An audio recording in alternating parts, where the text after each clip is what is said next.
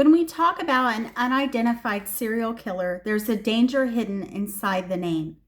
Once several cases are placed beneath one label, we can begin looking for reasons they belong together instead of asking whether they actually do. And the case of Ellen Ruth Freed may require us to ask that question. Ellen was 26 years old. She was a nurse at Valley Regional Hospital in Claremont, New Hampshire, and has been remembered as a free spirit. But before Ellen became another name associated with the Connecticut River Valley killings, she was a young woman with a career, a family, and people who expected her to come home.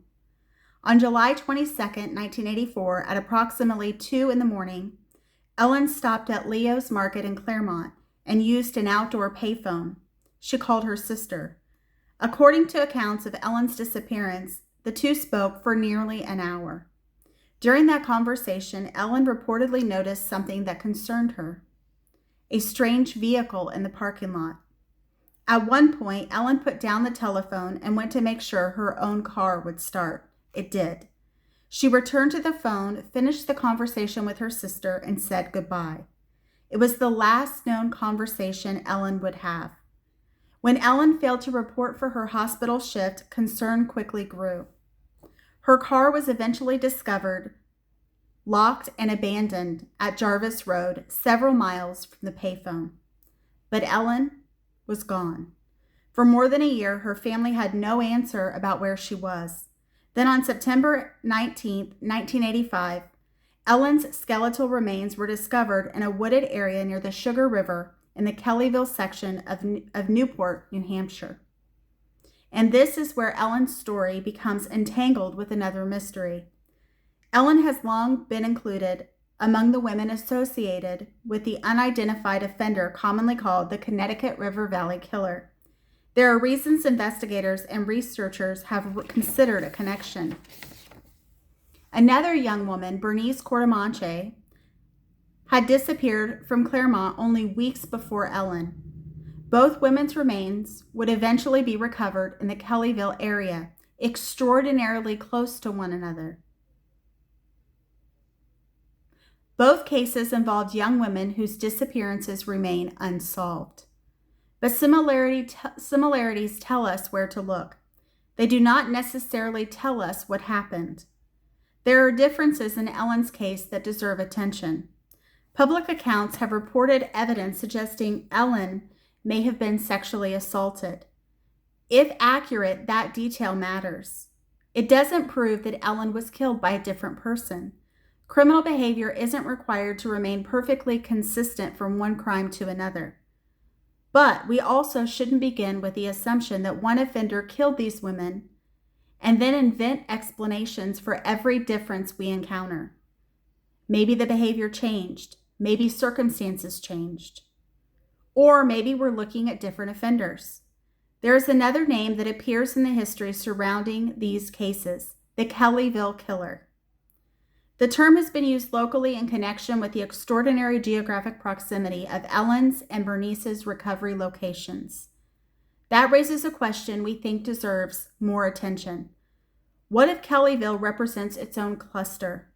Could Ellen and Bernice have been victims of the offender separate from whoever committed some of the other crimes attributed to the Connecticut River Valley Killer?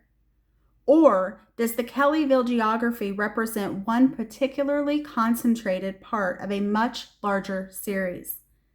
There is even a third possibility. What if Ellen's death was unrelated to either theory? Her final phone call deserves the same scrutiny. Ellen reportedly noticed a strange vehicle. That is important because it came from Ellen herself shortly before she disappeared. But we cannot turn that vehicle into her killer simply because it appeared at the end of her known timeline.